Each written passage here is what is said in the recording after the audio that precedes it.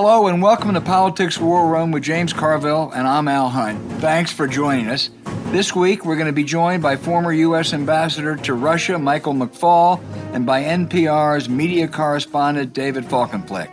Remember, we take your questions each episode, so write to politicswarroom@gmail.com or send a tweet to @Politicon for next week's show. We'll get to as many as we can, and don't forget to tell us where you're from. This episode is sponsored by Super Lucky and Magic Spoon. Please check out the links to our sponsors in the show notes, and we thank you for supporting our sponsors. It really helps make this podcast happen. Please tell your friends about us. Remind them to subscribe on Apple Podcasts, Spotify, Stitcher, or wherever you get your podcast. James, you doing well? Yeah, I got my second jab, so I'm excited about that. I got it Monday. And, to staying as careful as I can be. The weather down here has really been pretty good here the last week or so. So, yeah, we're about 10 days away, but finally see my wife and my daughter. Relief, as it must be for you. On this week, we really need a split screen on the Biden administration and Congress and the Trump nightmare, which is not going to fade. I thought Biden had a good first week, robustly active, most importantly on the COVID relief, inheriting a mess, so things aren't easy. I have much more confidence than I did a few weeks ago. We have the adults in the room now, Tony Fauci, Jeff Zients.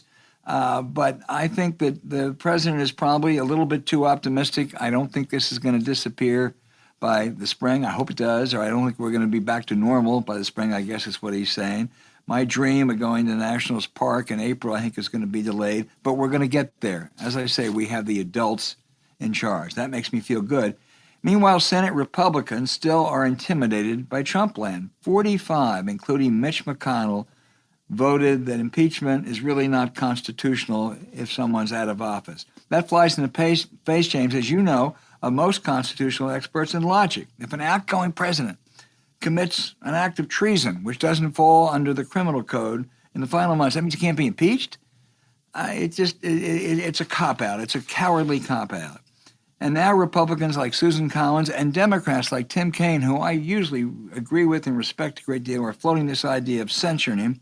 The purpose of censure is to dishonor and disgrace. Well, you think that's going to dishonor or disgrace Trump? How can you go lower than you've gone already? So that's my take on this week. Give me yours. I like Biden's optimism. No one ever wins anything unless they think they're going to win it.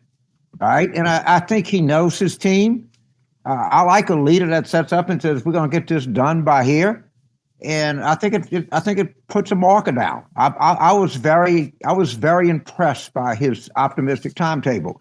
I mean, look, he's not like Trump, like denying the problem. This is a marker. This is what we're going to achieve. This is what we're going to do.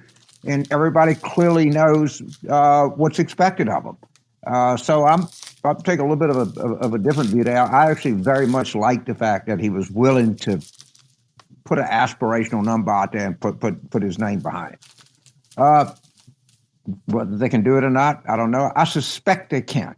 I just, from everything I know about the people that he has in place, they know what the fuck they're doing. And that makes a difference. In terms of Trump, anybody, if you have any doubt about anything, go to the site Just Security. There's a 10-minute video. It's the most devastating thing I've ever seen you can imagine, where it connects Trump's words to their words. And it has the entire time. This happened at this time. This happened at that time. I've been at loss to explain the Republican Party for quite a while. I'm totally at loss. And they were saying, hang Mike Pence. And I'm not even going to try to explain these people anymore. It's just something that is disintegrated in front of my very eyes. I never thought it would. And I don't know how to come back. And then we say, well, Rob Portman is quitting and this, that. And it just, this is what 35% of the country wants, which is 70% of the Republican Party. And it's just not going to change. Yeah, I really don't see it changing. I always thought maybe there's a way you could, and You should be respectful of people and everything. Man, if this hasn't outraged you to the nth degree, there's nothing I can do for you. I'm sorry. You're not supposed to say this, but if you in some way are not outraged by this, you're stupid. Or you're just stupid. And apparently a lot of people are. Well, I agree. I think there was a naivete in thinking that Mitch McConnell would end up doing the right thing here. Mitch McConnell would love to have Trump killed. There's no question of that. But Mitch McConnell always has his finger up. He is politically shrewd, not a great deal of principles.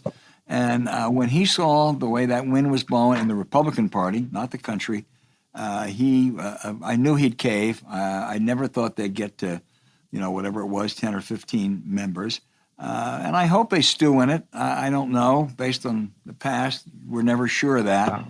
But I think it's almost impossible to come even close to a conviction. I hope they have a good trial. They make the case.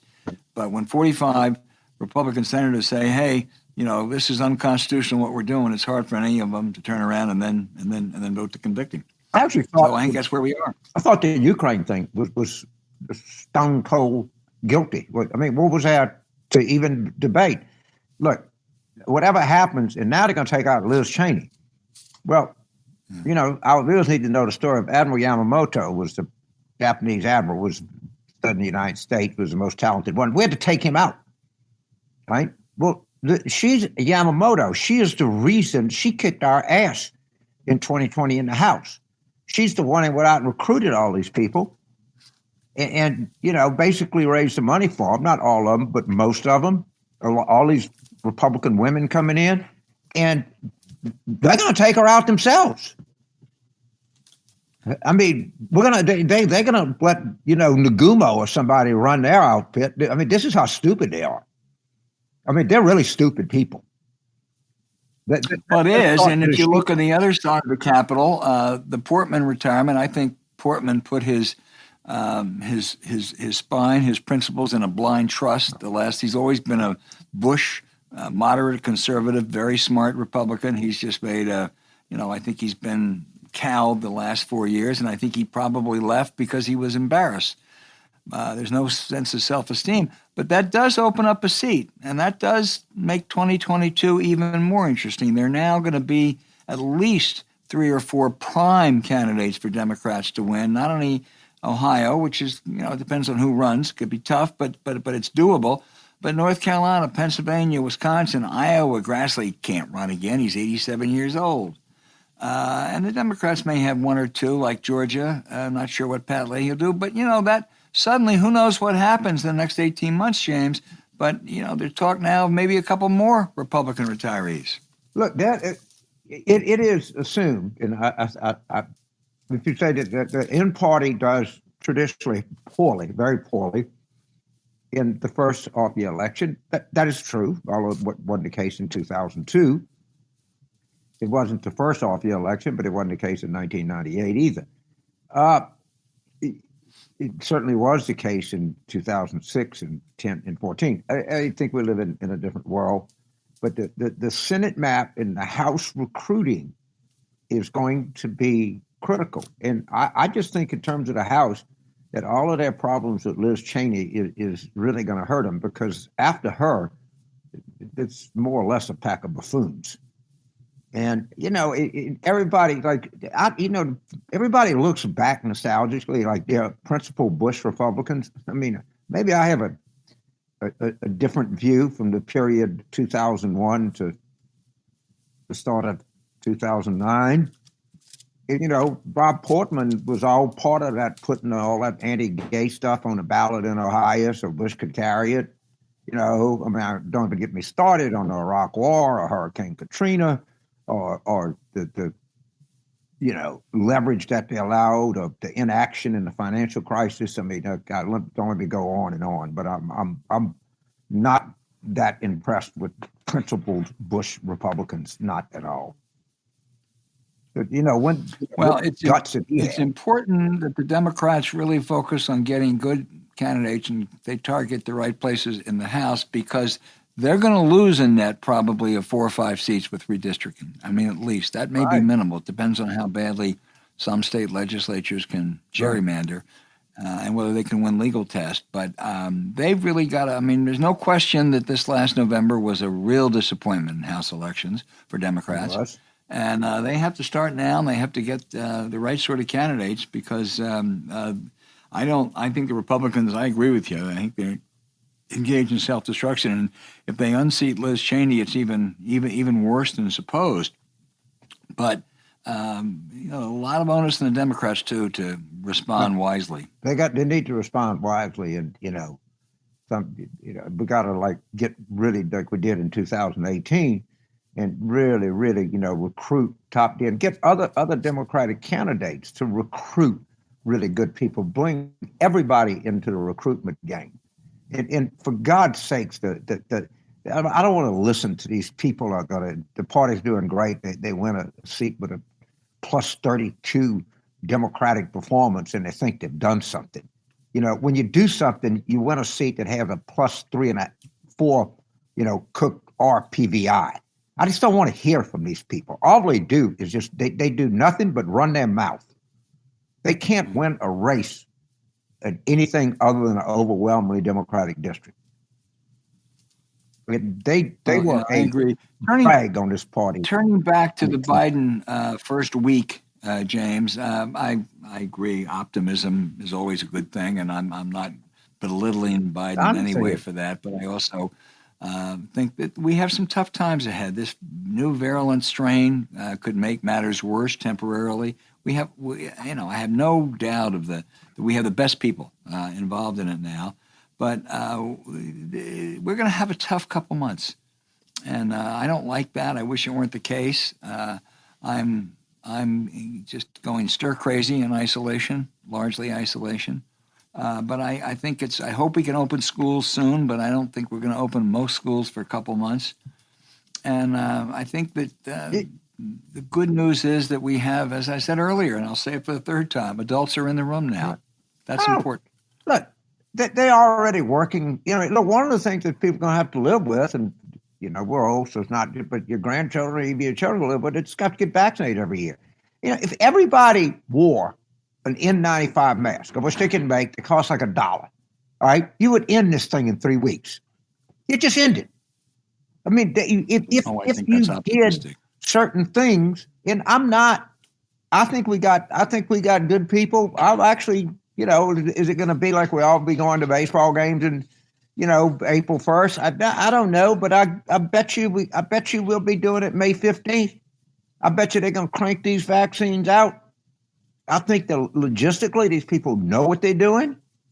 And look, it may not work against the South African strain, but and they'll have to think of something else.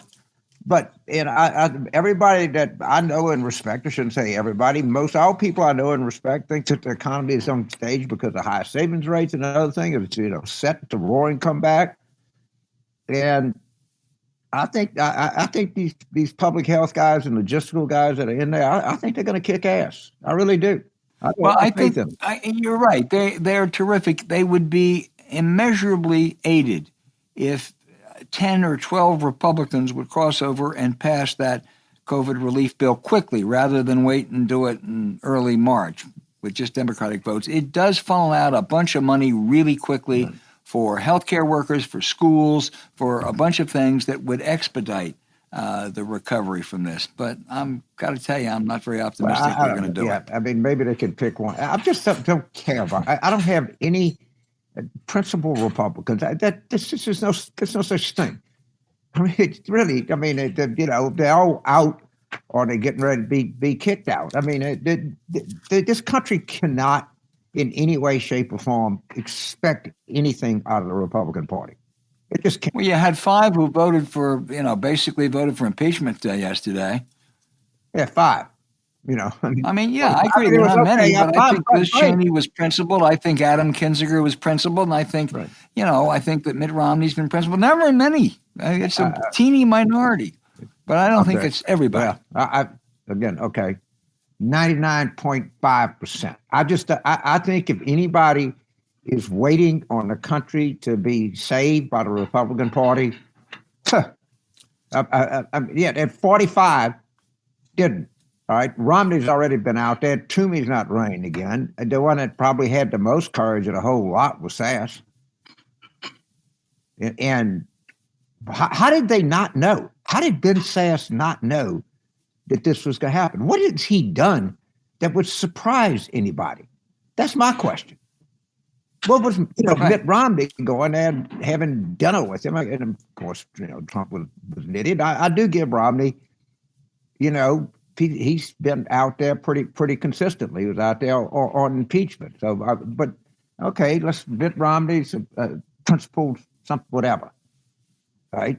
I just don't. Look, I'd love to be wrong. I'd love for 15 Republicans to say we put country, first, but this ain't gonna happen. Eisenhower is not coming back. Just not. It's not gonna happen. Done. And I keep thinking, well, this is going to really shake them up. Man, I tell you, these, Republicans I knew would be so outraged by this self-dealing in Ukraine, they're going to come out of the woodwork. Oh, shit. Nothing. Then, they'd have to be outraged about an assault on the temple of American democracy. I mean, the most sacred secular building in the entire United States. Nothing. Well, Mitt Romney. Okay, Mitt Romney. Let's talk about Mitt Romney. Nothing. Yeah, no, I don't disagree with you. And I guess what depresses me a bit, though, is most of that, not the carnage on January 6th, most of that was not only evident prior to November the 3rd, it's been evident since 2016. Who was it? The great mantra that some of the conservatives had was that the problem with the press is that they take Trump literally and they don't take him seriously. They shouldn't take him literally. Yes, we should. He told us what he was going to do. None of it was a surprise. And I guess what gets me a little bit down, James, is we knew all that. And other than Joe Biden, Democrats didn't do very well last November. Well, we did pretty well in January. So let's take the continuum. Yeah. All right. We didn't do that well. I'll take those two elections. You're right. But overall, November was pretty disappointing. It was disappointing. We didn't run a 2018 campaign. All right. Pretty evident what happened. And everybody got wrapped up in the new shiny thing and forgot fundamental politics. Hopefully, we, whatever it is, have a thin. We just can't. We didn't do as well as we wanted to down ballot in 2020. Okay, let's get on and talk about the shot we could do in Iowa. What can we do in Ohio? What can we do in Pennsylvania? What can we do in North Carolina? What can we do in Wisconsin? How can we hold these seats? Is Bart Kelly going to have trouble in Arizona? Nevada was closer than we wanted. Does that, in a typical off-year election, could Mastos lose a seat? I mean, that's just the way it is. And Joe Biden has got to set good markers. Has got to be optimistic, and we got to kick ass in 2022. And the Republicans are not going to help us. They're not going to discover their principle. They're not going to come to the conclusions that they're Americans first and Republicans second. It's not going to happen. It's just not going to happen. And so we just got to deal with the fucking hand that we got. Keeping your body in shape is important. It's also important to keep your mind sharp, and it's easy when you're leveling up your focus with word forest, right, James? It is. And every time you have a temptation to think about Trump, just go to word forest. And not only good mental exercise is that when you're having kind of bad thoughts, you can go there and it can concentrate your mind in a different way that can only be positive. So I think it's good for mental exercises, and it can also be very good for mental distraction. So this is a hell of a product. Yeah, particularly in these times. Word Forest, it's a free word puzzle app by Super Lucky. It's been taking families by storm. It's made for word search addicts. It has over 2,000 levels, but starts easy and gets harder and you get better. So you'll never get bored. Connect letters in any direction and form hidden word matches and find as many words as possible to earn bonus coins to uncover hidden words. I'm hoping my whole family can get together this summer when this COVID has at least gotten back to normal and we can play this game because it's a lot of fun and even has a relaxing nature setting. Are the Carville Madelists going to be playing this, James? I hope so. I mean, I hope our family made a plan. Is we're going to get together and spend a lot of summer together. And hey, it's better than Monopoly. That's what It was played when I was a kid. So, I mean, it's my daughter's very much, my oldest daughter is very much of a wordsmith, as is her husband. So I know going into it, I'll get the shit kicked out of me, but that's okay. It'll be fun anyway. There's nothing better than to get beat badly by your children. And I Yeah, know we they'll always beat me play bad. men against the women, and so I got to go against my wife, and And that's my not a wife very is a easy very, match for me. she's a very good But wordsmith editor. So I'll definitely come out last. yeah, I know the feeling. Right now, Word Forest is offering you 2,500 coins and 500 gems when you download and play. So stop mindlessly scrolling social media and keep your mind sharp. Just go to the Apple or Google store and search for Word Forest or look for a link in our show notes. Download Word Forest for free today and get ready to flex your brain muscles. Hey, James, 2021 is not off to a good start for Russian dictator Vladimir Putin. His pal Donald Trump is out of the White House, sulking in Florida. The courageous dissident Navalny, who Putin thugs tried to poison and didn't succeed. He left, and then he's returned. He's really, really courageous. He was arrested right away, but he's put out videos of Putin's corruption and their mass street demonstrations all over Russia. Some in the bitter cold. Our guest is no one better to talk about this than Michael McFaul, an international relations professor at Stanford who was Obama's ambassador to Russia for more than 2 years, where to his great credit he incurred Putin's wrath. Mr. Ambassador, thank you for joining us. Put yourself in Putin's shoes today. He's very shrewd, we know that, if evil. He'll crack down on the protest. He probably wants to kill Navalny, but it's hard to do that with all the attention. What's he thinking? Well, that's a good question. Thanks for having me, you guys. He's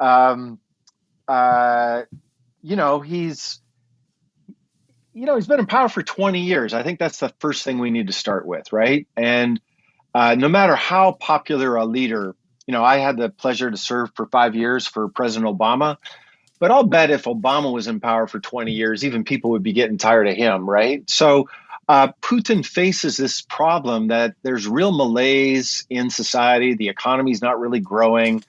Public opinion shows that. And he has this guy, Navalny, who is exposing the corruption of his system. And as you just said, Al, is an incredibly brave person. I can't believe what he's done after they tried to kill him to go back. And so he faces a dilemma. He arrested Navalny because he didn't think he could just let him come back and be free. But if he keeps him in jail, and that's my prediction that he will, he'll make Navalny a martyr.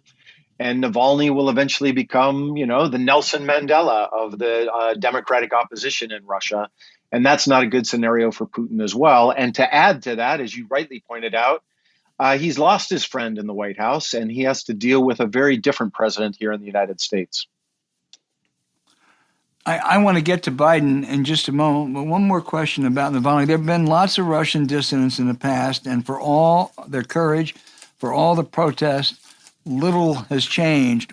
Why could it be different this time, and why doesn't Putin just expel Navalny again? Well, I don't know the answer to your first question, and I want to make your listeners aware that nobody knows the answer to your first question. I'm a political scientist here at Stanford. We're really bad at predicting how regimes fall and how democratic movements succeed. By the way, I worked for 5 years in the government, and I can say the CIA is not very good at it either. So remember that. We're not good at predicting that. And we don't know if Navalny is the next Mandela or Valensa or Havel, or if he's one of the not millions, but dozens or hundreds of very brave leaders in autocratic regimes that faded away because they didn't achieve their objectives. You've probably never heard of Akbar Ganji, for instance, but Ganji was an Iranian dissident in jail for many years, and he was oftentimes referred to as the Mandela of Iran, but that hasn't worked out, right? And he now lives in exile. I think he's in Canada. So we don't know how to predict that. That said, I think there's something different about these demonstrations compared to the last several years, in that it was hastily organized. People knew that they were going to be arrested. Some of the places they demonstrated, it was, freezing temperatures, 50 below zero out in Siberia. And yet you saw tens of thousands of people come out in 120 cities, not just Moscow and St. Petersburg. And remember, at least we know this from those of us who study social movements. I've been writing about it for several decades. When tens of thousands of people are willing to get arrested for a cause, that means that hundreds of thousands of people have their same preferences, but are not willing to get arrested for their cause. So I think this is a pretty big inflection point in terms of the future of, the opposition versus Putin regime. Having said all that, that doesn't mean that, this regime is going to collapse overnight. Mandela, I keep referring to him, but he was in jail for 3 decades, remember, right? So in year 15 and 16 and 17, nobody knew that eventually the apartheid regime was going to fall and that he would eventually be released and become president of South Africa. I remember those dark years, having been involved in that movement. And I just think it's appropriate and important for us all to remember we don't know how these dramas end. What actions should the Biden administration take as far as Putin and Russia are concerned? More sanctions? They want to deal with them on the arms treaty, but on the other hand, they should pay a price for their unconscionable hacking of America and what they're doing with the dissidents over there. So what would you like to see Biden do? Well, first, he just talked to Putin yesterday, first time since he's been president. I was at the last meeting, by the way, when Vice President Biden met with Prime Minister Putin. That was back in 2011. And I think in one fantastic readout, whoever wrote it, I think I know who wrote it, but I think that it was brilliant. Somebody used to write these. And here's why. Because in one readout, you got exactly codified what I think the Biden policy towards Russia is going to be. So number one, engage with the Kremlin when it's in America's national interest. They said that, and they're going to extend the New START treaty. I think that's right. Number two, they're going to push back. They're going to deter and push back on Putin's belligerent ways. And you saw that in the statement. They talked about Ukraine. They talked about Navalny. They talked about SolarWinds, the cyber attack that they did on this. Brilliant. So they're going to contain and engage simultaneously. And then third, President Biden is going to talk about democracy and human rights. And that's why he mentioned very deliberately Navalny in the call. And let me be clear, they mentioned Navalny in the readout. I assume he said something in the call. We only know what the White House told us they talked about. But that's the policy. I think that's great. I think that's exactly what's needed. However, the devil is in the implementation. Easy to have ambitions in terms of policy, a lot harder to implement them.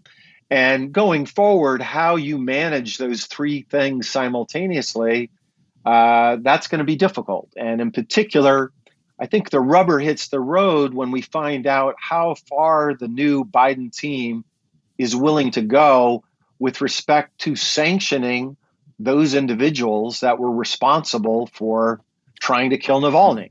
Navalny did something very clever. He's a very smart politician.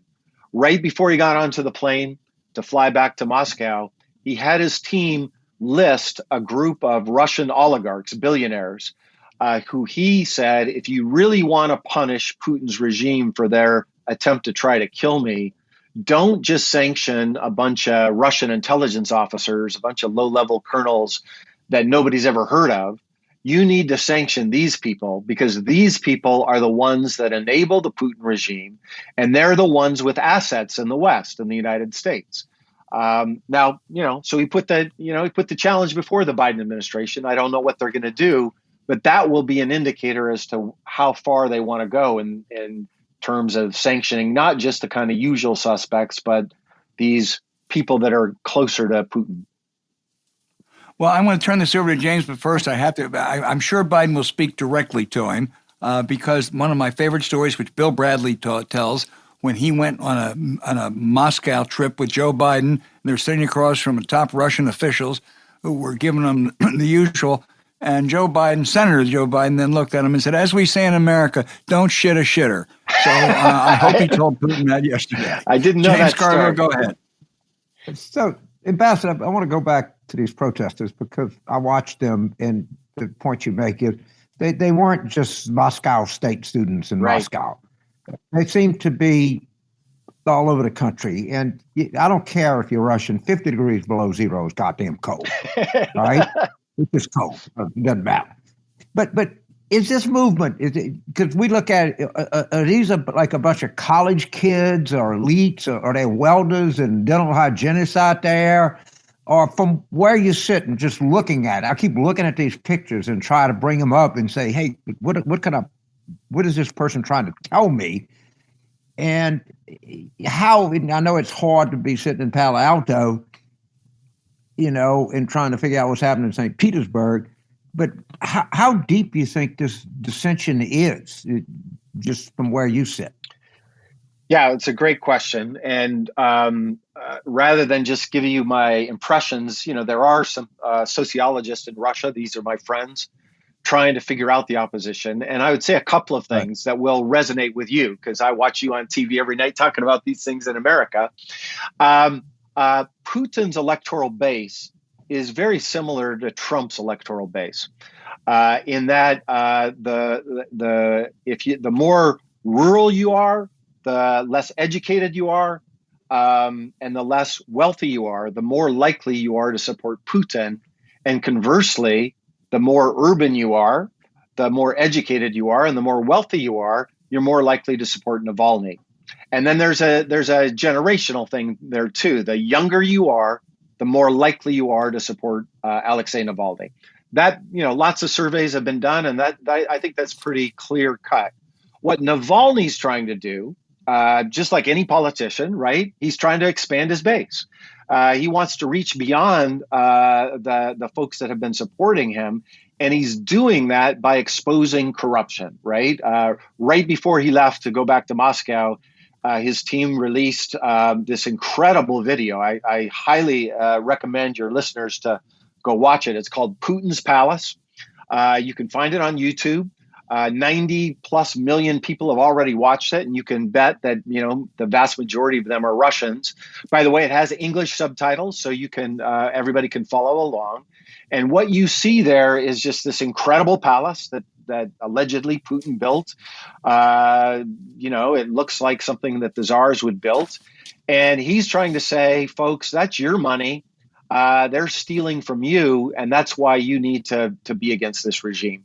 And I don't want to get ahead of my skis, but some of the snap polling that was done of the protesters last weekend, a quarter of the people that showed up, that was their first time that they'd ever participated in a protest, and that suggests to me that maybe Navalny is succeeding in expanding his base. Well, but one of the things is these things never look like they're going to happen. The same thing with apartheid or the fall of communism. I mean, one day it was there and shit, the next day it wasn't. Exactly. I mean, we think of the long, slow arc of history, and it looks like to me, I'm partly a professor at Stanford, but sometimes this shit just builds and builds and builds, and then one day it snaps. Exactly. Well, and that's what you don't know. In fact, in my world, academic world, there's this seminal article that was written about 1989, and it's about falsified preferences. And I'm really cognizant of the fact that I'm talking to James Carville right now. So you think about it, right? In a democracy, if somebody calls you up and says they work for a polling firm, and you kind of tell them what you want, but although we've seen in our country that that's less and less so because Trump supporters don't report their true preferences anymore. But when you live in a police state like Russia, where everybody knows that your phone is being listened to, and everybody knows that you can be punished for expressing your true preferences, if you're sitting out there in Vladivostok or Ekaterinburg, and some stranger from Moscow calls you and says, hey, I'm Vladimir. I'm just doing a poll. I work for a polling firm. I want to know what you think of Putin. There's only one rational response to that question in Putin's Russia today, which is to say nothing or to say you support him. But your hidden preferences is that, you probably would not reveal them. But the moment it looks like the tide is turning, that's when these things, like you say, they build and build and build, and then just overnight, as we saw, in Eastern Europe in 1989, they explode, and it looked like the Stasi in East Germany was incredibly powerful, and repression was very strong, and then a few weeks later, it all collapsed. So I want to be clear: I'm not predicting that in Russia, and if I'm pressed to predict things, I think the drama in Russia will begin to happen after Putin is either not in power or incapacitated. But to say that everything is going to be the same for years and decades, I think that also is a very naive prediction. So this is something that personally drives me crazy, and you may be uniquely qualified to answer. So we have all of these great institutions, Stanford, which is one of the 5 best. We got MIT, we got Berkeley, we got the University of Chicago, we got the Ivy League. I wouldn't get on a goddamn Russian elevator, all right? Much less a Russian airplane, or drive a Russian car. Yet they kicked our ass technologically. They just came in, from what I know about this, I don't quite understand it, but it was some major technological coup. Yes. Right? Why can these assholes do this, and we have all of these? We have to like incense and bow to Palo Alto and Berkeley and all of the great everything. And what the hell are we doing? How did we get our pockets picked like this? Yeah, that's a great question. And of course, I don't have a great answer because I can only read about these things. I don't read classified material anymore. But I'd say a couple of things. It's a very important point. So one, Russia is, like you say, like on many dimensions of their economy, they're underperforming. But they're not the basket case that I think a lot of people remember from the 90s when the Soviet Union collapsed. They've recovered. They're not a great power, but they're not a collapsing, weak, failed state. I think we need to. That's the first thing I would say. Number two, remember the resources that they have are controlled by the government, right? So Putin doesn't have the same resources that the Chinese economy has or the American economy has, although they're top 10, by the way, and top 6 when you measure in purchasing power parity. So they have come a long way in recovering. But the difference that Putin has over President Biden is that the assets in that country, he has a lot of control over them, right? Because he has renationalized those assets. And number 3, as a result of being a dictatorship, he can steer those assets to things that he cares about. And as a former KGB agent, and they always joke, you're never a former KGB agent, you're always KGB. That's what they toast themselves on Checkist Day to talk about. So he has redistributed a lot of Russian assets into precisely things like their cyber capabilities that you're talking about. And they're really good at it. We actually have a team here at Stanford that studies these things and works on these things. And one of my colleagues, Alex Stamos, is studying this right now on behalf of SolarWinds. And, the forensics are showing these guys are really, really good at it. So they're taking their best and brightest scientists and mathematicians and putting them into that space. And we've got a lot of work to catch up with them. I think we have quite a bit of offensive capability, by the way. We just don't talk about it. And if a SolarWinds-like hack ever happens in Russia, you're not going to read about it in the Russian newspapers, right? Because they have a closed society. But we do have to get better at resilience. The defensive part, we've been weak. We've been disorganized. And frankly, there's a kind of conceptual problem here in that cybersecurity is this domain that we don't think is the U.S. government's responsibility, right? So think about it in crude terms. If some Chinese ships sail into the San Francisco Bay here and attack us, you expect the U.S. government to respond, right? That's the responsibility. Our security in that space, that physical space, is U.S. government. If somebody breaks into my house here on Palo Alto, where I live, who do I call? I call 911. I call the police, right? I call the government to come help me. When the Russians are trying to hack into my email, and by the way, they do this all the time with me, I'm a pretty high target for them. Who do I call? I call my IT guy at Stanford. Or in bad cases, I get in touch with Google because I have a Gmail account, right? In other words, I'm supposed to defend myself personally against the Russian government. Why is that? Why is that not a government capability? And I think we've got some work to do conceptually to say that physical attacks from foreign governments, yes, the Pentagon should defend us there, and cyber attacks, the government should be, playing a bigger role and not just have it as decentralized and personalized as it is right now.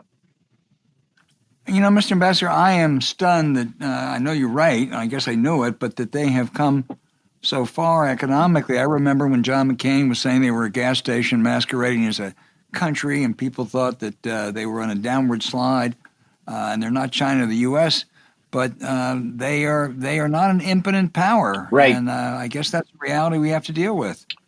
Yes, I think, I just wrote about this recently in a magazine called Foreign Affairs. I think this is one of the fundamental misconceptions we have of Russia today. And I'm saying this analytically, right? This is not a normative statement I'm making. Number one, with respect to nuclear power, they're one of two superpowers in the world, period. Number two, with respect to military conventional power, they're one of three great powers in the world. It's the United States, China, and Russia. And in some dimensions of that conventional power, I'm scared to death of the new conventional power they have on the borders of NATO between Russia and NATO. I'm very worried about that border in terms of conventional power. Three, economic power. There they fall behind, right? 10th or 11th. But they're not the basket case that we've thought about in the past. And then fourth, ideological power. We in America, we don't pay much attention to this, but Putin for the last 10 or 15 years has been devoting a lot of resources to propagating his ideas of orthodoxy, conservatism, nationalism, anti-multilateralism, and he thinks that the liberal West is his enemy, the liberal decadent West. And, so he invests hundreds of millions, billions of dollars in that project, things like Russia Today and Sputnik and he's got his own NGOs, and he lends money to people like Le Pen in France. And that transnational movement of these populist, nationalist, orthodox people, they're doing pretty well in the world right now today. And we haven't been paying attention. And then, oh, by the way, they also have some allies here in the United States, right? The far right in the United States is much more enamored and supportive of a guy like Vladimir Putin than they are of President Biden. And that's what's different about this ideological moment today, right? In the Cold War, it was the communist bloc against the free world.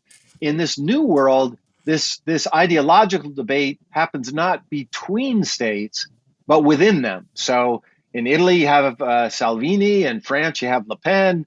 In the UK, you have Farage. And here in the United States, you got extreme elements of the right that also support guys like Vladimir Putin. That's something I don't think we fully appreciate. Well, James, I think we can agree our listeners ought to look at Ambassador McFaul's piece in Foreign Affairs and to YouTube that Navalny marvelous video on Putin's corruption. And I have a question. We can't thank you enough, Michael McFaul. We know how busy you are. There's no one better on this topic than you. Thank you. Yeah, so sure. much. Thanks for having me. Thank you. This episode is brought to you by Magic Spoon. It's delicious with 0 sugar, 11 grams, and only 3 net carbs in each serving, which means you can stay healthy and still enjoy your breakfast. Best of all, so many people have asked now that you can finally build your own custom variety box. You can choose from the best-selling cocoa, fruity, frosted, and blueberry flavors. Plus, now I don't know, somehow my kid got one of these beforehand, peanut butter and cinnamon. I want to tell you, I'm going to get some of that peanut butter, James. How about you? I'll try anything. You know what I like about our sponsor? I love it with Magic Spoon. It's a really great product. It's not like My Pillow or colon cleansers. This other crap that they have over there. Yeah. So I love our show. And I love our sponsors, and I like pushing for them because that's a product that I use, that I give to friends. It actually is good for you. It tastes good. And I got a feeling these folks are going to be coming out with new flavors, as we go forward. I mean, they look like people that don't sit around and wait for things to happen. They look like people that, really go out and make things happen. So I'm excited to have a relationship with them, and we're going to have a lot of new flavors to talk about here. It's easy to talk about this one, isn't it? It's really keto-free, it's gluten-free, grain-free, soy-free, low carb, and it's got all the good stuff. So go to magicspoon.com/war room to grab a variety pack and try it today. Remember, you get that variety pack, and be sure to use our promo code War Room. That's one word at checkout to save $5 off your order. Magic Spoon, James, is so confident in their product, it's backed with a 100% happiness guarantee. So if you don't like it for any reason, they'll refund your money, no questions asked. That's magicspoon.com/war room and use the code War Room to save $5 off. magicspoon.com/war room and use the code War Room, or look for the link on our show notes. We thank Magic Spoon for sponsoring this podcast. And just remember one thing, there's an occasion to tell you this. It tastes good. Usually that crap tastes like cardboard, not this stuff. It actually really tastes good.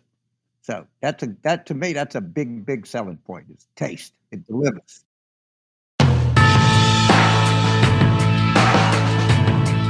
Hey James, David Folkenflik of National Public Radio, in my view, is the best media reporter in the country.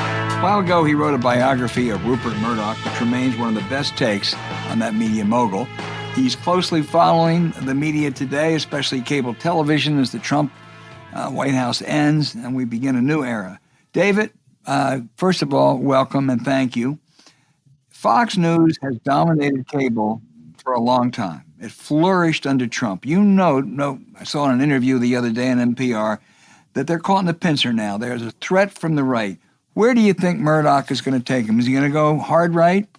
I got to tell you, Al, it sure looks like it. Right now, he appears to be trying to ward off the threat from his right flank, and that is in the post-election period.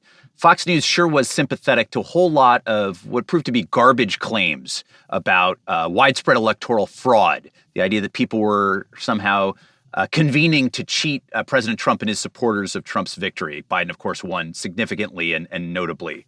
And at the same time, Fox is still tethered to reality.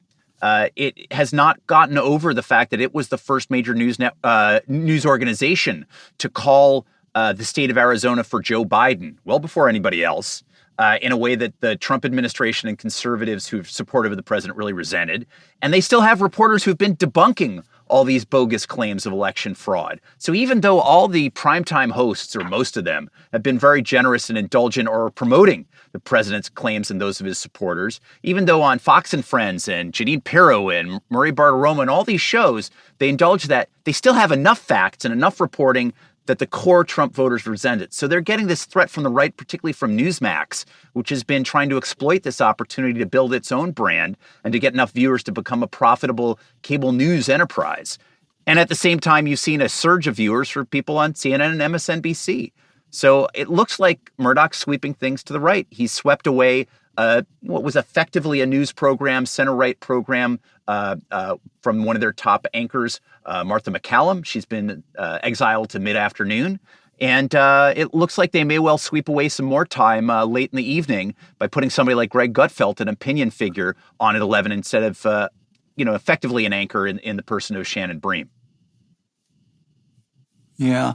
Is Newsmax and ONN really a threat? I don't think they're a threat in the sense that ONN is going to get a significant chunk of Fox viewers. I mean, you're talking about a tiny audience, and I think you're homing into something really worthwhile here, Al. Newsmax is not likely to take away half of Fox's audiences or a huge amount of Fox's profits.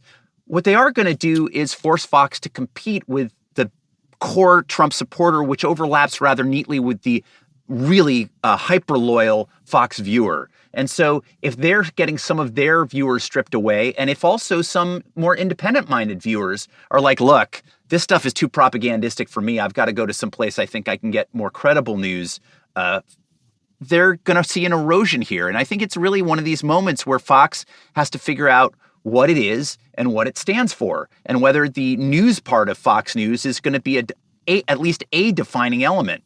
You know, I used to say about Fox, and I said this the other day, that Fox was the place where the tail wagged the dog. Yes, it's got reporters and it's got journalists, but that's not the point of Fox News. The opinion is the point of Fox News, and the tail has wagged the dog. Right now, it seems as though the tail is about to eat the dog, right? Where opinion is the only thing that matters. And If you look at their news programs, one of the not so subtle moves they've made is to infuse and stuff those news programs with a lot of the more outrageous sound bites from their opinion shows. So even as they've diminished the amount of real estate news controls at Fox News, they've also diminished the number of minutes in any given news hour that actually is devoted to news coverage, putting in a lot more opinionary and incendiary rhetoric in there from its own personalities at night.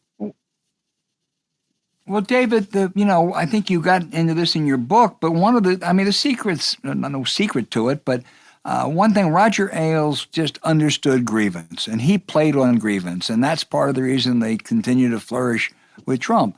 But Joe Biden, really is not the handiest villain, I would think. With Barack Obama, they had race. And I'm sure Tucker Carlson and Lou Dobbs will do their rants about race and immigrants. But do they need a new villain? You know, you've hit on so many key things about the Fox formula over the years. Roger Ailes, who helped make Fox the success it is for Rupert Murdoch, did bake into the recipe or the equation grievance from the outset.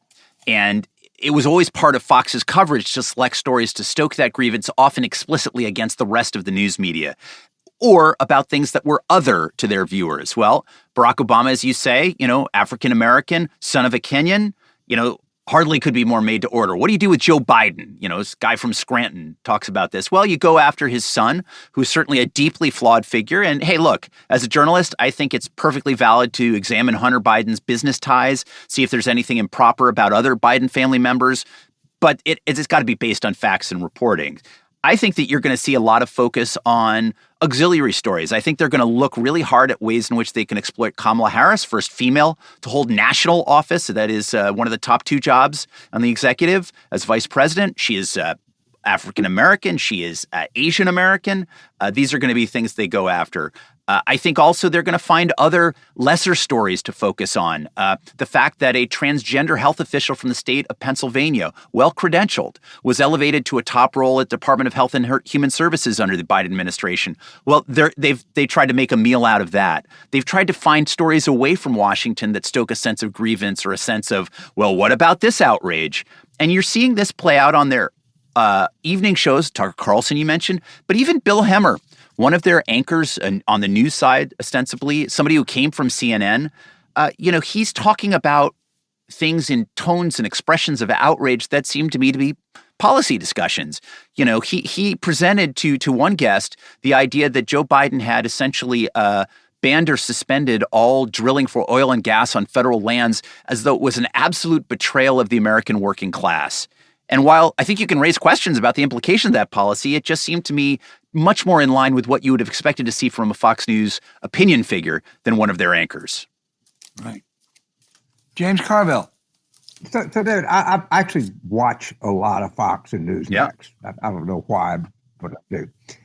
And what I say about Newsmax is they're really starting to get pretty good guests. I mean, whatever it is that really right. I mean, people that I like laugh at, but they get that they're starting to get some top end people that believe that they can communicate with their donors or voters or whatever it is that they're trying to communicate with. On the Fox end, and I'll ask you to respond to this. I think Tucker and Hannity are just they're panicked, and I mean you can see but I know Tucker well. You can see it in their face. I mean, they're like, you have to listen here. And they're very, very big into the tech company mob that you're being put upon. This huge, huge thing. And now I don't know if they need Biden. They're big into Biden's trying to get rid of girls' sports. But when you look at their faces, which I do, they give off the aura that, I am the only person between you will tell you the truth right here. They say that I can't say that NPR, I'm not allowed to say that NPR is a bunch of liberal coastal elites. But I just said NPR is a bunch of, but that, and I will fight NPR to the death to be sure that your life is elevated. And I mean, you're literally getting that kind of stuff on there. And I don't know, just looking at them over the past couple of weeks, I find them going harder and harder, and almost like a sense of and they're doing these Hunger Games at that 7:00 Eastern spot, and they're all trying to out crazy the next one. I think you're being judicious in your evaluation. I had a college a roommate who always accused me of being the Nick Carraway of the bunch, never judging harshly enough. I would say that you're onto something there, James. They are casting about for where to find outrage and who to pretend to be victimized by and what can be pointed to as the villains.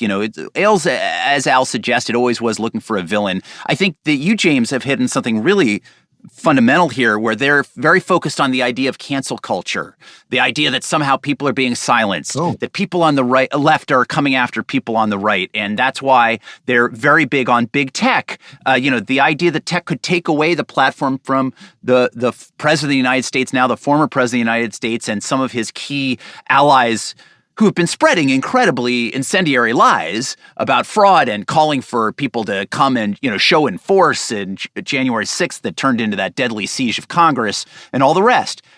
Well, I think there are implications about Facebook and Twitter and Google being able to deplatform people, but I also think that you haven't seen a silencing of people. Josh Hawley, the senator from Missouri and possible Republican candidate for president in 3-4 years, has complained about cancel culture because his book contract with Simon & Schuster was canceled because of his encouragement of the crowds that turned into the mob on January 6th. But, he complained about cancel culture even as his book is still coming out with a new conservative publisher, Regnery, and he's did it from the front pages of Rupert Murdoch's New York Post. So, that's one of the most widely disseminated newspapers in the country. Hardly deplatformed, he has found an avenue to speak out. But Fox is absolutely going to try to find things they can pose as existential threats to try to find you. They don't have Bernie Sanders in the White House. They don't have Elizabeth Warren in the White House. They don't, for that matter, have Jeremiah Wright in the White House. So they have to figure out ways to amplify the threats and the stakes. And they're doing it at a time, let's not forget, where Sean Hannity has never had as much influence on the national debate as he had under President Trump, because not only was he propounding bombastic conservatism on the air and on his radio show, but he was also one of the president's chief advisors and allies off the air. There was no membrane separating their interests. So Hannity has lost that now. Hannity, in a sense, is in exile. And while Fox has always done very well in the Clinton years and the Obama years, being what former Fox executive Bill Shine called to me as playing the role of the voice of opposition, in this case, they're trying to figure out what it is they're opposing at a time that most of America has turned against Trump and what he stood for. Well, I'm not at all a fan of cancel culture. I think some of it's well-meaning and can get pretty silly, but they use that a lot, and I mean they're trying to get their footing. But right now, that they're really going. I find really hard, and I think they're scared. I think they're trying to figure out their post-Trump role here, and they generally have done pretty good in the past. So I expect they'll think of something. Guys, I was just going to say before you weigh in, both of you are experienced hands appearing in various roles on cable news, right? And it strikes me that, and I'd be interested in your response to this, but this is my theory, is that with every new presidency, each of the three big cable news stations kind of slightly tweaks or changes its formula. Like it's almost like they each kind of reinvent themselves to figure out what's the zeitgeist and how do we want to present ourselves, whether it's through new mottos or new lineups or new formulas. And Fox right now, it seems to me, has gone from all Trump to an even harder liner approach to try to keep hold of the old guard. But I'd be interested in your guys' take on that. No, I agree with everything James just said about him. He watches them. You know, he's religious and monitoring them. I do it some. Lou. I even watch Lou Dobbs, which is really a tribulation. But let me pick up what you said and turn it around. How about MSNBC? They were the Trump in reverse. I mean, Fox in reverse. They were the anti-Trump. Other than those really great reporters like Andrea Mitchell, they were hammering at Trump every night. What do they do now? What's their mantra in 2021? Well, I think this is a very interesting moment because MSNBC kind of cobbled together a coalition of liberals, leftists, and never Trumpers. People who thought of themselves as loyal Republicans and felt that the party betrayed them and got away from them. And I thought, in some ways, perhaps best personified by Nicole Wallace, who I think does a really nice job and is really sharp. But that's where she's at. Right now, MSNBC has to decide, as they're watching this play out, as they look at Republicans who have been disaffected from their own party, does that mean the tent is big enough to include them when a Democrat is in the office, in the White House, in the Oval Office?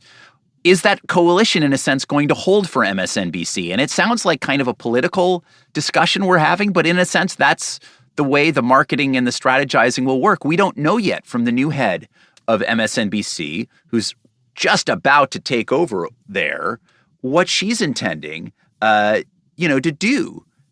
With MSNBC. And I think that we're going to have to see, Rashida Jones gets the chance right now to decide, are we doubling down on MSNBC being of the left, or are we looking to be from the center right to the far reaches of the left? That is, are we going to try to hold on to this broader umbrella coalition of people who are opposed to Trumpism? Will that still hold?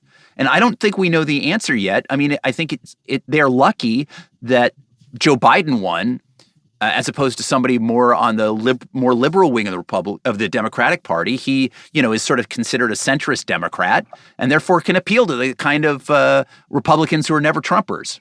But I don't think we know fully. We know that they've tested the moment, and you see a lot more hosts of color than you did 2 years ago, and you're seeing more female hosts than you did a few years ago. And so I think they're trying to tap into that sensibility in society at large as well. But that's all before Jones came on board. Phil Griffin has stepped down, and she's going to have the chance to determine and set the future. We don't know there. Similarly at CNN, Jeff Zucker has been there for quite a while now. It looks to me as though he'll stay on, but there had been talk he would leave. Maybe at one point thought he might run for mayor of New York. He's ruled that out. It looks like he's going to figure out some détente, from my perspective, with AT&T, the new parent owners of CNN, to stick around there. But I think CNN's going to have to decide what it stands for, other than being resolutely, journalistically, and in its opinionated voices against what Trump offers. Well, David, I think it's also true of newspapers. I mean, I don't think the Times and the Post played the kind of angles that MSNBC did, but they clearly flourished during the Trump years. I mean, their circulations skyrocketed, and I want to quickly add here that the legendary now Post editor Marty Barron announced his retirement. I think they do great journalism, but are they worried about losing particularly some of those digital subscribers now that there's not Trump? Right. We've heard so much about the New York Times and its digital subscriptions, right? They now have more than 5 million subscribers. But wasn't it something to see as Marty Barron announced his retirement that the Washington Post has over 3 million digital subscribers alone? And they've got to have many hundreds of thousands of paying print subscribers still. And so that means that they're really on an astonishingly strong financial footing. And yes, I do think that the robust and intense enterprise reporting you've seen from the Times and the Post in particular have enabled it to connect with the American public, or at least sufficient level of readers that they value it to pay for it every day. And I think that's been great for them. I think what they expect is not a falling away of subscribers, but a falling off of the dramatic growth in digital subscriptions. So I don't think they're going to see the sort of nosebleed-like ascent for those revenues. They're going to have slower growth, but I think they expect to retain people even in the Biden years. Yeah, James. I think when you do your next book 3 years from now in the media, Tell me. The book title is going to be the Great Reshuffle, because it's obvious that talking about the three cable networks, each one in their own way is sort of going under a post-Trump reevaluation. I think what's going to happen is Fox is going to really double down on its kind of cultural resentment and it's kind of anti-elite, whatever the moment they can get.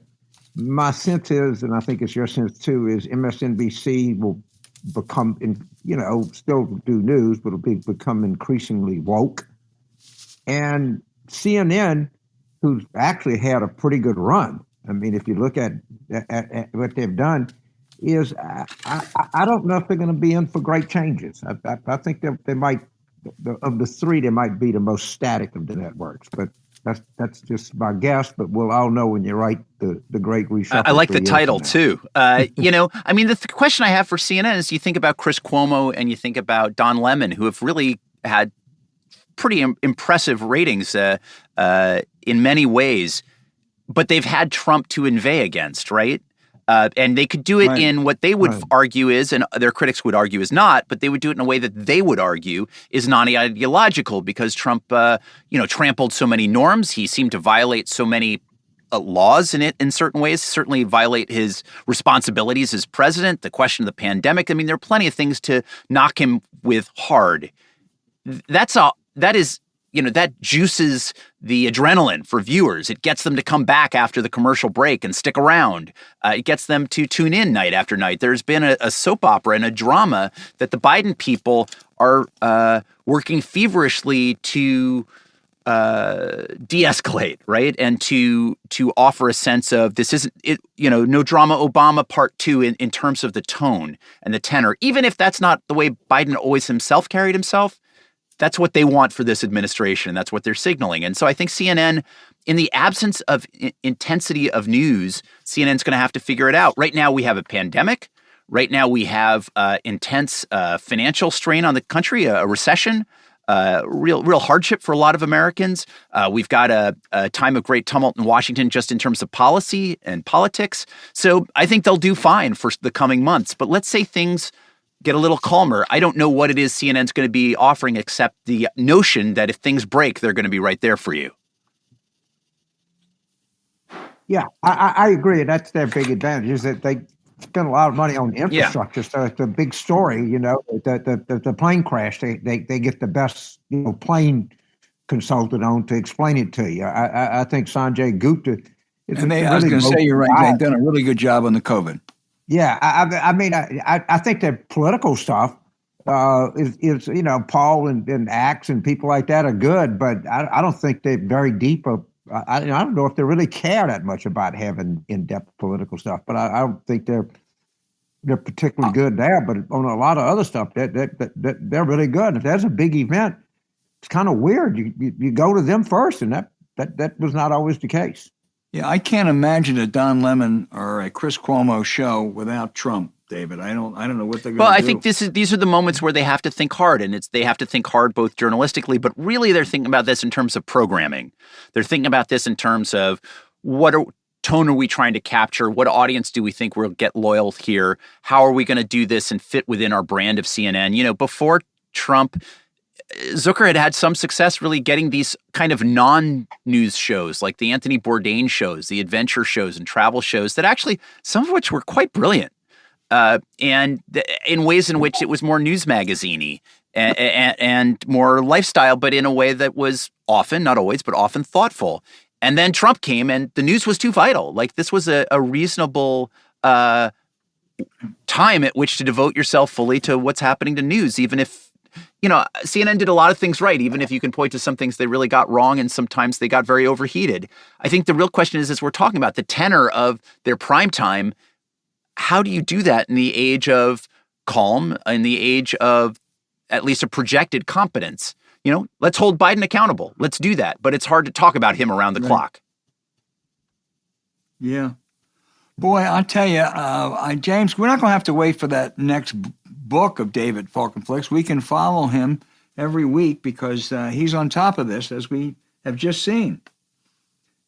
David, you're a great guest. We really appreciate it, and we hope you come Al, back. It's my great pleasure to talk with you both. Thanks for the invite.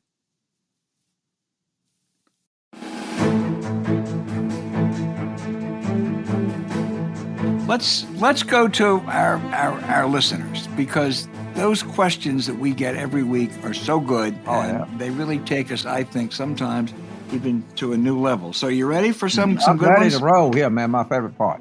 I'm going to start at home this week. We've been kind of favoring people across either the Pacific or the Atlantic pond, but let's start with David in Lynn, Massachusetts, who says, why are so many people concerned about Trump's influence after Biden gets inaugurated? It seemed to me he's gone, essentially banned from his social media platforms, and he may as well be screaming from the bottom of a well.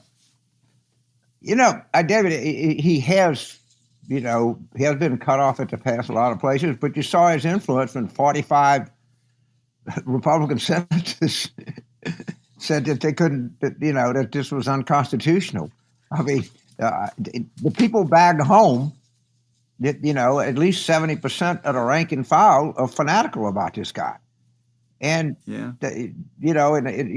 point is well taken, but I'm not sure there's anything can be done about it. I'm really not. The only thing I would advise these people is please don't have children. You shouldn't be in the gene pool if you're that stupid. But I guess there's nothing I can do about that either. But I mean, if you do as I do, and we'll get to later in the show, when you look at right-wing media, if anything, it's gotten worse. No one has learned anything. They basically had a insurrection where they were going to try to kill the vice president, who is, by everybody's estimation, the Speaker of the House, dying-the-wool Republican. They don't give a shit. Yeah. They don't give a shit. No, I agree. I don't see much change. James, I love this question. Francis in San Paulo says, after the events of January 6th, the New York Times reported that Brazil publication said the United States has fallen to the level of Latin American countries. What actions would you advise Biden to pursue to restore Latin American confidence in America as a standard bearer of democracy? God, I love that question. I would say, hey, I think Joe Biden is well on his way to doing it. I think under Donald Trump, we did fall to the level of his pal in Brazil. I think that's over. And I think we're going to have lots of problems, lots of challenges. We talked about some of them all already. But as far as being a beacon of democracy and a place that people can look to in the world, I think Joe Biden has already in 1 week done a lot to restore that, and more will happen. So, Sao Paulo. So I've been to Sao Paulo many times. And first of all, they're like more Japanese in Sao Paulo. I might be slightly wrong, but not by much. In Sao Paulo than any city outside of Japan. There are more Lebanese in Sao Paulo than any. I mean, it is a huge place. And this is in the 90s and the earlier part of this century. To some extent, it doesn't have, it has like a downtown, but not much of one. It just, you can't believe what a mega city in a diverse place that Sao Paulo is. And I work for President Cardozo. I've always loved Brazil. I think it's just a place that really works. And it's to fall the way we do. I mean, it's just like we're in this, what they said about Brazil, Brazil is the nation of the future, and it always will be. But it's a great country. I love Sao Paulo. When I watch what's going on in Brazil, my heart aches for you, and I'm sure your heart must have ached for all of us in the United States when you see the jackassery that we've been through.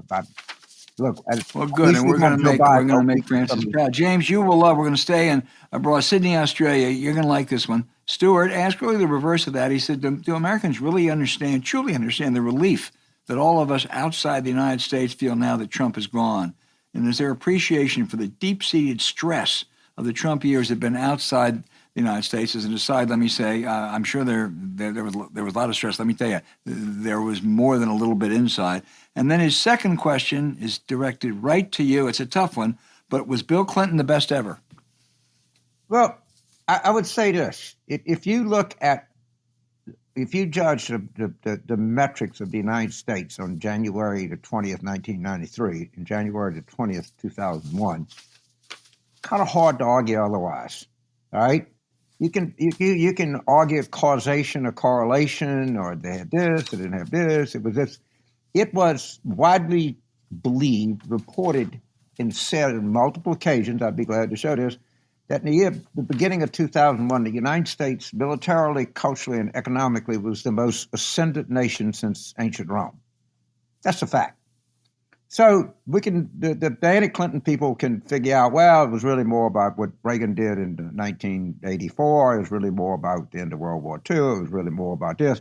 That is just a simple fact. That was a widely held view around the world. So I'll stand on that record pretty good. But thank you for the question.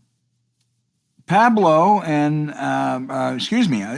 Sherry in Santa Rosa, California, ask if we have any thoughts about particularly notable Senate elections in 2022. We really just covered some of that, but watch Wisconsin, Pennsylvania, North Carolina, Iowa, and now Ohio on the Democratic side. You got to worry about Georgia, maybe Arizona, although I think Mark Kelly will be a very strong candidate for re-election. And I think that the Republican Party out there is so screwed up that I would not put Arizona on any high worry list right now. Yeah, but if you have anything like approaching a 2010 or 14, you could lose like New Hampshire. There's some idea that maybe if Leahy doesn't run, that very popular Republican governor, very moderate, liberal. I mean, if you want to worry, there's any. What about Florida? Let's stop giving up on Florida. The last time they had a Senate election in Florida, we lost by 10,000 votes. And, I think Val Demings, would be a pretty strong goddamn candidate in Florida. And Rubio, that's where I'm going to spend my time. If we can get a good candidate, I mean, you talk about the most disappointing, pliable.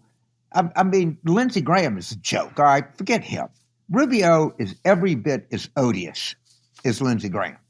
And in Florida in 2018 passed felons' right to vote by 60%.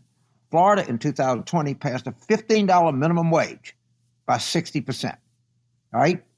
And if we get away from this defund the police crap, all right, in which I think Demings would be a good candidate across the board. She's from to the extent there's the right part of the state to be from. She's from the right part of the state. I mean, she's got a strong record. She's African American, which we know in Georgia that certainly didn't hurt anything. If anything, helped. And she's very good. I watched it many times on television.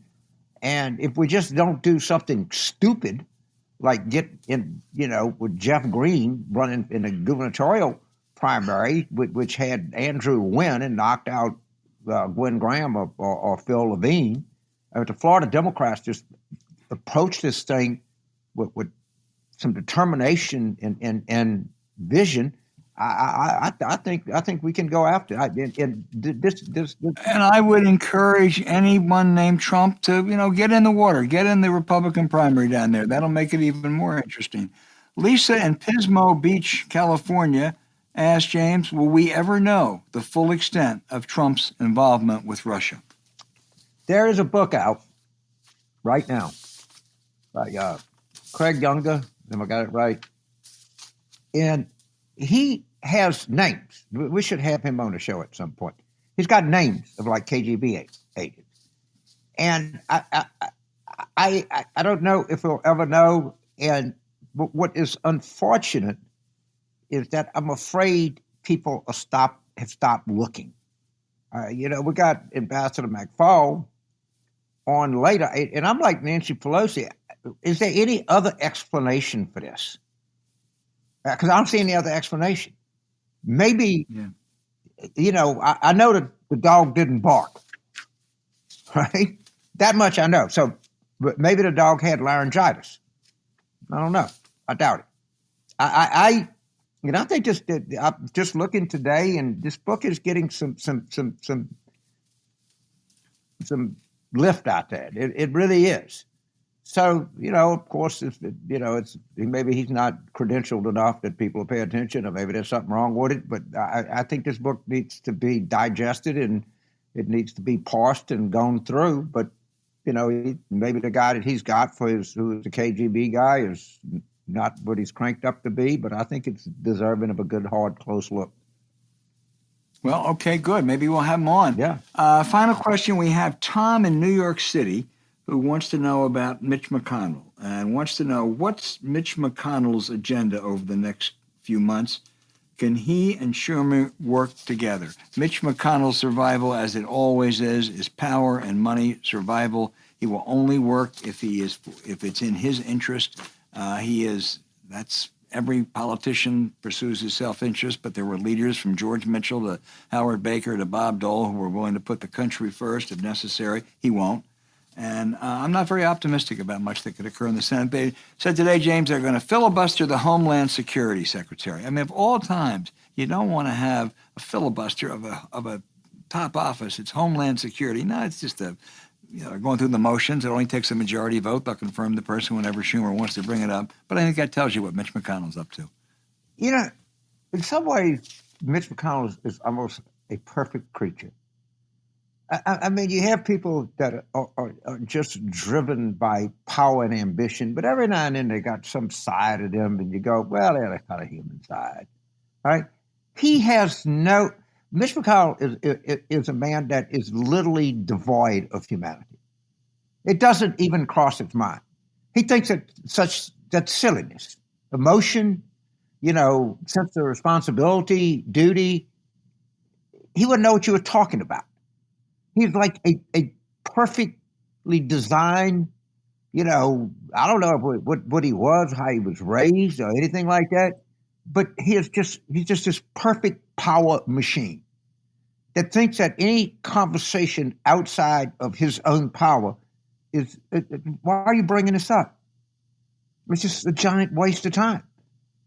And, everybody looks for this little thing, oh, maybe Mitch McConnell is it, maybe Mitch McConnell is that. He doesn't really, he doesn't have the same human connection that other people have. And I think people are going to study him for a long time. In some ways, he's not in a sense of he's an evil person. He's as evil as he has to be to perpetrate his own power. I mean, he's not it's not evil like Trump. But he's just all about one thing and one thing only. He wouldn't give up 1/10 of 1% of his own power if you told him you could get another million vaccines to somebody. Shit, no. Yeah. He wouldn't even think about it. Are you crazy? I'm going to give up something for me to go get a bunch of people shot in the arm?